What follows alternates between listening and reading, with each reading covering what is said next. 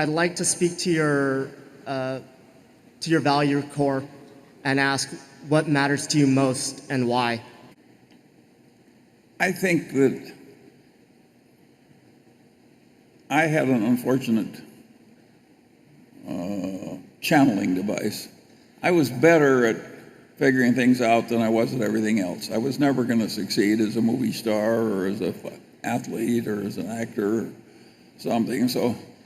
And I early got the idea that, partly from my family, my grandfather in particular, whose name I bore, had the same idea, that really your main duty is to become as rational as you could possibly be. I mean, rationality was just totally worshipped by Judge Munger and my father and others. And since I was good at that and no good at anything else,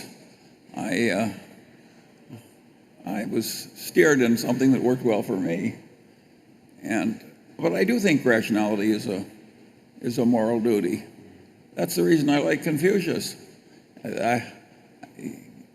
had the same idea all those years ago.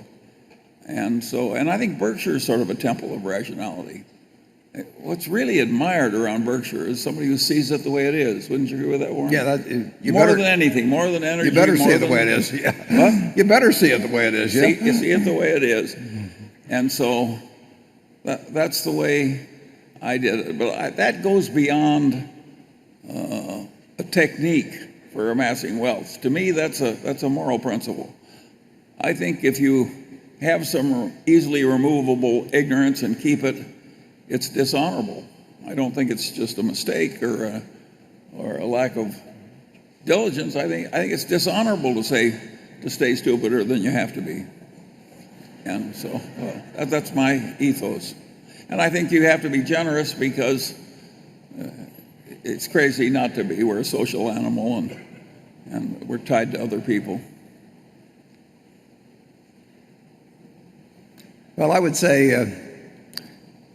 it doesn't sound very noble, but what matters to me most now, and probably has for some time, I mean, there are things that matter that you can't do. There are things that matter that you can't do anything about. I mean, in terms of health and the health of those around you and all of that. But actually, what matters to me most is that Berkshire does well. That basically, I'm in a position where we've probably got 1 million or more people that are involved with us, and it just so happens that it's enormously enjoyable to me, so I can rationalize it, the activity. But I would not be happy if Berkshire were doing poorly. That doesn't mean whether the stock goes down or whether the economy has a bad year. But if I felt that we weren't building something every year that was better than what we had the year before, I would not be happy.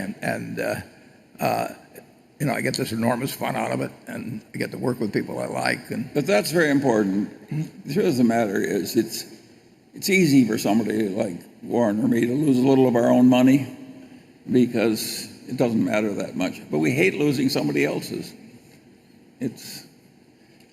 And that's a very desirable attitude to have in a civilization.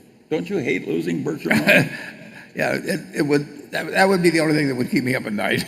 Yeah, we won't do it. Yeah.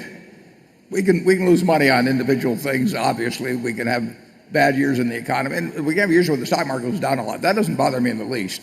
What bothers me is if I do something that actually costs Berkshire in terms of its long-term value, then I feel I do not feel good about life on that day.